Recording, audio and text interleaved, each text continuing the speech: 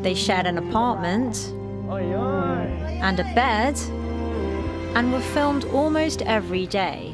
Welcome to WatchMojo UK, and in this video we're taking a deep dive into the long, dark history of Married at First Sight, Channel 4's most controversial dating show. Our first kiss was magical. I honestly thought he was, at the beginning, some kind of rock star.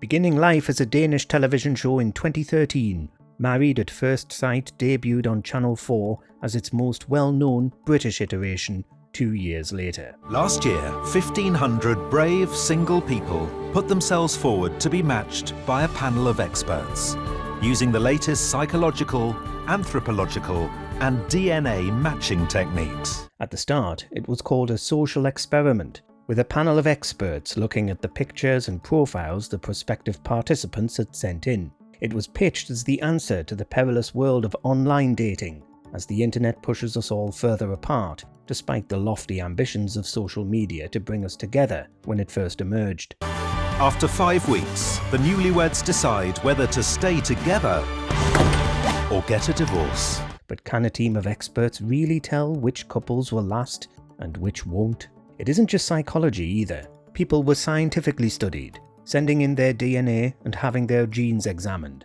to see whether modern medicine had an answer to matchmaking. I think from my data it's an immediate deal breaker because Jerome wants a younger partner. No, I mean there is a considerable age difference between them.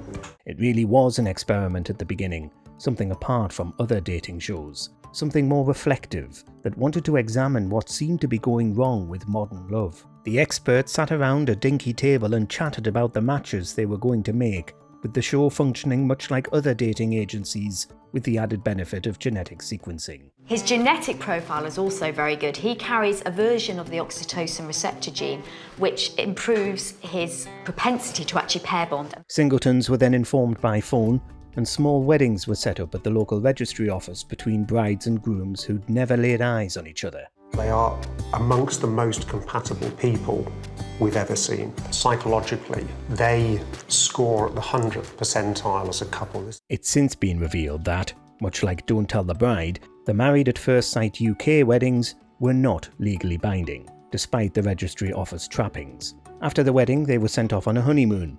Holidaying together can be a stressful experience for anybody, let alone two people who have only just met, and the cracks often begin to show during what, in a conventional relationship, is one of the happiest times of someone's life. Nice. It's nice when it's sunny and the sun falls through the windows. Upon arriving back home, they're forced to live together in a home set up by the production crew, seeing whether they can make their marriage work. The vast majority of Married at First Sight relationships fail, and they fail quickly, though there are exceptions. At the moment, out of the whole experience, I'm feeling the most sort of vulnerable and scared and uncertain. It wasn't until the 5th series in 2020 when Owen and Michelle managed to go the distance. The pair are now married with children, but they're one of only 4 successful couples as of 2026. At a certain point, you have to wonder whether the social experiment has run its course, given its alarmingly low success rate. I think if we'd really liked each other and we really got on well, then the filming wouldn't have been so much of an issue. It was an issue because we weren't really feeling it. In the 6th series, however, it lost all pretenses of being a real experiment. It still claims to be one, but has lost its documentary stylings to become another big-budget dramatic dating show, with couples made to live in tiny flats alongside one another while attending regular therapy sessions with the experts. He and I felt that we were maybe a better match and just caught up in the moment. Jordan kissed me, I kissed him back. They're also subjected to intense group dinner parties, where allegations of infidelity and bad behaviour abound.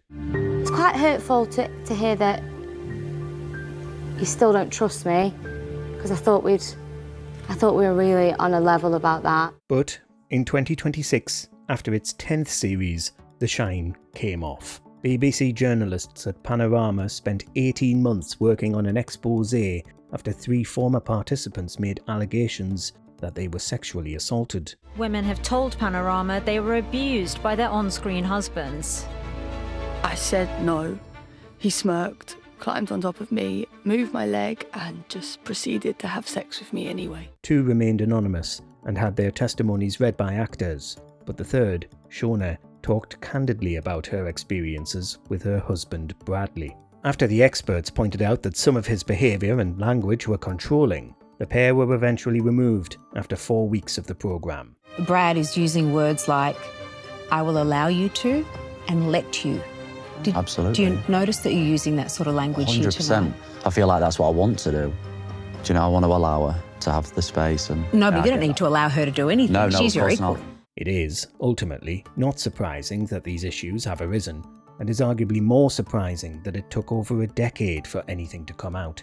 Putting 2 people into an intense, isolated living situation and pressuring them to make a marriage work to a person they met days ago is clearly a recipe for disaster. I feel like I am paying for it, I really do. And that is why I'm still here, because I'm trying to repair something that wasn't even there in the first place. Even in the older series, the experts often blamed the participants for not trying hard enough to make their marriage work, even if the pair decide that they're ultimately incompatible. With any relationship, it takes work and effort, and the science as part of this experiment will take a couple to a certain way along the journey. The women did complain to the show about how their husbands were treating them, with one showing physical injuries and explaining that he'd threatened to have acid thrown over her if she tried to end things. He said that if I told anybody what had happened, that he would get someone to throw acid at me. But despite speaking extensively to the welfare team, all of the women still felt let down. Ahead of Panorama, the BBC released an article detailing its investigations on the 18th of May, giving Channel 4 a chance to respond publicly. This was after journalists had already tried to talk to Channel 4 ahead of the documentary, with Channel 4 claiming that the allegations were uncorroborated. Like many TV productions, Maths UK has a welfare team and psychological support to help look after the cast. However, the situation changed after the programme aired. Channel 4's boss, Priya Dogra, immediately apologised to the public, while every episode of Married at First Sight was removed from its on-demand service. The accused men, meanwhile, don't deny that sexual contact happened, but are maintaining that they believed it was consensual. After the incident with Bradley, Shona was taken to get the morning after pill. It just felt quite practical, quite quick. When CPL, the production company behind the show, provided Panorama with evidence that proved it had acted appropriately, the evidence actually showed the full details of the complaints the women made. I kept saying stop, but he carried on, and this would happen every time we'd had sex after this point. Behind the scenes, there was ultimately little denial from CPL or Channel 4 that the incidents had happened, but what CPL wanted to defend was that it dealt with them appropriately. They also say Bradley told CPL he was wearing a condom.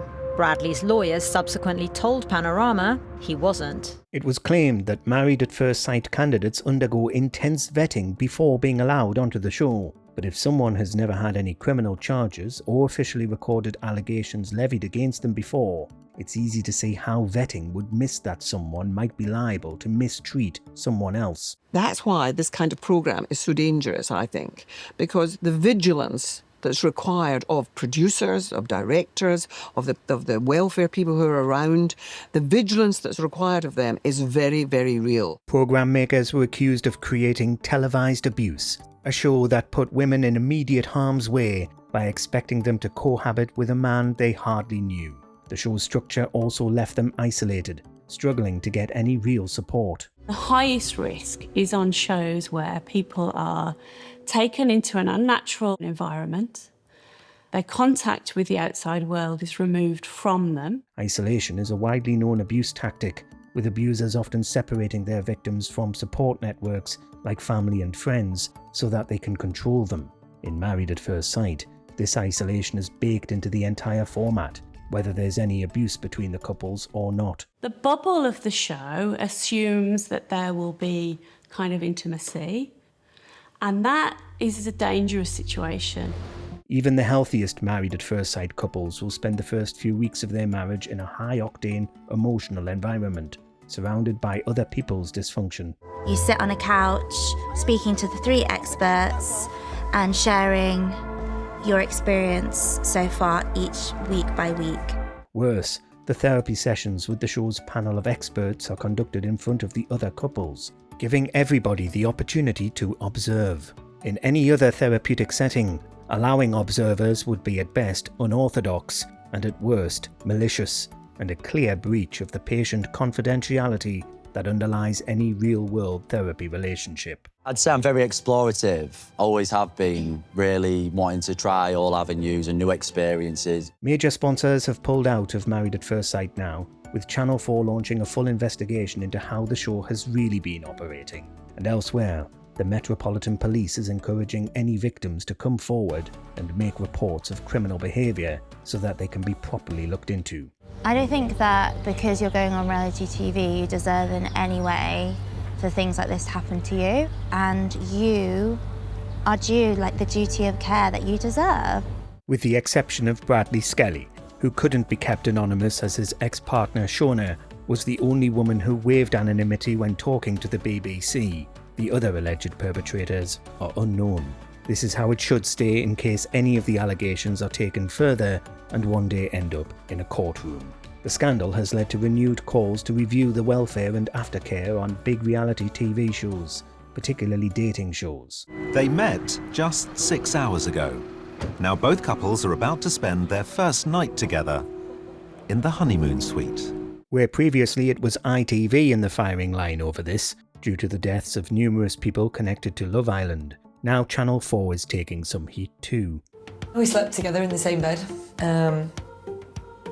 Yeah, fine. It was all good. Yeah, I'll let him tell you what happened. CPL's own staff have also talked to the BBC in the aftermath, saying that Married at First Sight has a, quote, unhealthy focus on sex, with members of the crew sometimes taking bets on whether a couple would consummate their marriage on the wedding night. One even went on the record after refusing the offer of more work from CPL to say she hoped the scandal meant the show would finally be cancelled. It is weird sleeping in bed with a stranger. Didn't feel awkward, I didn't freak out, but I didn't sleep very well. Some journalists have now begun to question whether dating shows do more harm than good, and whether gamifying the process of finding love for our entertainment is even ethical. It sometimes seems that the more reality TV tries to grow beyond the exploitative, careless shows of the 2000s, new ways of mistreating and disregarding people are invented. Would you say there was a spark physically? Only time will tell what Channel 4's own investigation unearths, whether anybody will press formal charges, and whether Married at First Sight will ever return to screens. But we think the results of this self-described social experiment are finally in, and show that science-based matchmaking is a fruitless endeavour. This is not a healthy relationship. And I know you know this. But this is not working. It's just not. Let us know in the comments what video you want us to do next, and whether you think Married at First Sight should be cancelled.